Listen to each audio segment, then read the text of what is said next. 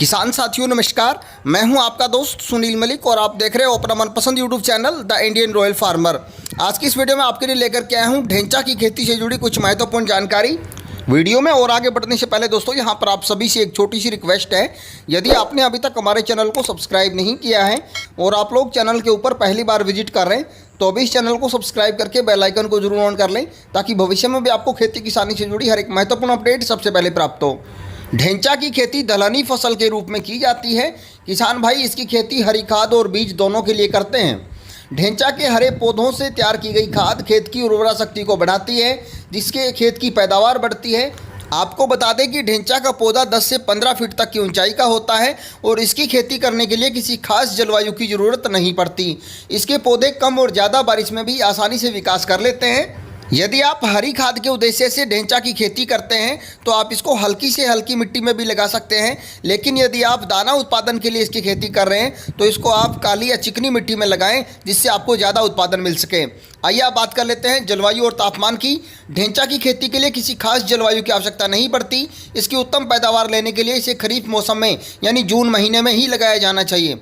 इसके पौधे पर अधिक गर्मी या सर्दी का कोई असर नहीं पड़ता और इसके पौधे को बारिश की सामान्यतः जरूरत पड़ती है। आइए बात कर लेते हैं ढेंचा की खेती के लिए उन्नत किस्मों की, जिसमें सबसे पहला नाम आता है पंजाबी ढेंचा 1, हिसार ढेंचा 1, CSD 137, CSD 123 और पंत ढेंचा 1। ढेंचा की बुआई का उपयुक्त समय, यदि आप इसको हरी खाद के उद्देश्य से लगाते हैं तो इसको गेहूं कटाई के तुरंत बाद यानी अप्रैल महीने में लगाया जाना चाहिए। और यदि आप इसकी खेती कमर्शियल लेवल पर करते हैं, दाना उत्पादन हेतु कर रहे हैं, तो इसको मानसून शुरू होने के बाद यानी जून महीने में ढेंचा की फसल लगानी चाहिए। इसके लिए प्रति एकड़ लगभग 10 से 12 किलो बीज पर्याप्त रहता है। बुआई के दौरान लाइन से लाइन की दूरी 1 फीट और पौधे से पौधे की दूरी 10 सेंटीमीटर रखी जानी चाहिए। हरी खाद के उद्देश्य से ढेंचा लगाने पर आप छिटकवा विधि से भी इसकी बिजाई कर सकते हैं। इसके लिए 10 से 15 किलो बीज प्रति एकड़ के हिसाब से छिंटा लगाकर उसमें रोटावेटर या कल्टीवेटर इत्यादि से ज़मीन में मिला दें और ऊपर सिंचाई कर दें। आइए अब बात कर लेते हैं ढेंचा की फसल को कितनी सिंचाई या पानी की आवश्यकता पड़ेगी।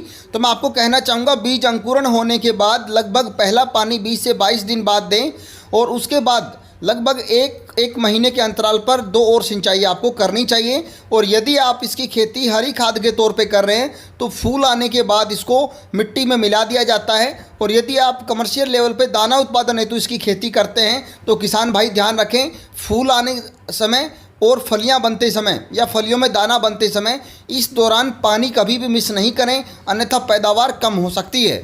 आइए बात करते हैं फसल की कटाई और कढ़ाई कब करें। ढेंचा के पौधे बीज रोपाई के लगभग 130 से 150 दिन बाद कटाई के लिए तैयार हो जाते हैं। इसके पौधे जब सुनहरी पीले रंग के दिखाई दें तब इसकी फलियों की शाखाओं को काट लिया जाता है और इसके बाकी बचे भाग को किसान भाई उखाड़ कर ईंधन के रूप में काम में ले सकते हैं। इसकी फलियों को कुछ दिन तेज़ धूप में सुखाकर मशीन की सहायता से बीज निकाल लेते हैं और इसके बाद बीजों को बाजार में बेचकर अच्छा मुनाफा कमाया जा सकता है। ढेंचा की फसल से पैदावार और लाभ की बात करें तो ढेंचा की विभिन्न किस्मों की औसतन पैदावार 25 टन के आसपास होती है, जिससे बीजों को बाजार में बेचकर किसान भाई अच्छी खासी कमाई ले सकते हैं। ढेंचा के बीज की कीमत की बात करें तो वर्तमान में इसकी कीमत 42 रुपये प्रति किलो से लेकर 70 रुपये प्रति किलो के बीच में बिक रही है।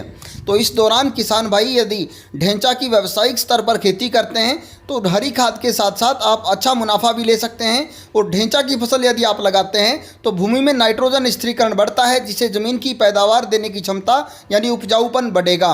और यदि आप हरी खाद के लिए इसको लगाते हैं तो किसान भाई ध्यान रखें, पुष्पन अवस्था आने पर यानी फ्लोरिंग स्टेज के बाद इसको खेत में मिलाना जरूरी होता है, अन्यथा इसका भूमि पर कोई ज़्यादा असर नहीं पड़ेगा। दोस्तों उम्मीद है ढेंचा की खेती से जुड़ी जानकारी आपको पसंद आई होगी। यदि आपको ये वीडियो अच्छा लगे तो इसे अधिक से अधिक लाइक व शेयर जरूर करें। और यदि आपके मन में कोई भी डाउट, शंका या सवाल है, आप कोई भी चीज़ पूछना चाहते हैं, खेती किसानी से जुड़ी कोई भी जानकारी यदि आपको चाहिए तो वीडियो को नीचे कमेंट बॉक्स में आप अपना सवाल पूछ सकते हैं। जितना जल्दी हो सके आपको उसका जवाब मिल जाएगा। और दोस्तों जाने से पहले चैनल को सब्सक्राइब जरूर कर लें ताकि भविष्य में भी आपको खेती किसानी से जुड़ी हर एक महत्वपूर्ण अपडेट सबसे पहले प्राप्त हो।